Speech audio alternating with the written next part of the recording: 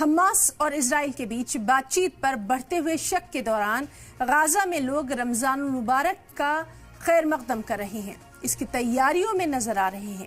یہاں حالات ایسے ہیں کہ تباہی کے منظر میں بے گھر لوگ اپنی بنیادی ضرورتوں کو پورا کرنے کے لیے سخت جدوجہد کرتے نظر آ رہے ہیں۔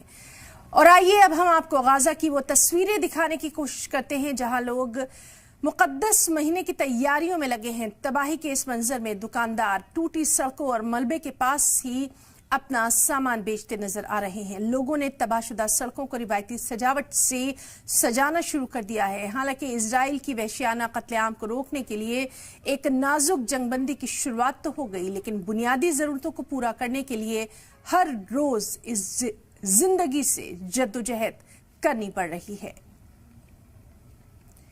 تو ہم آپ کو دکھا رہے ہیں کہ کس طرح سے غزہ میں لوگ مقدس مہینے کا، رمضان کے مقدس مہینے کا خیر مقدم کرتے نظر آ رہے ہیں، اس کی تیاریوں میں دکھائی دے رہے ہیں۔ بنیادی ضرورتوں کو پورا کرنے کے لیے بھی کس طرح سے تباہال سڑکوں پر یہ لوگ زندگی کی ضرورتوں کو پورا کرتے نظر آ رہے ہیں۔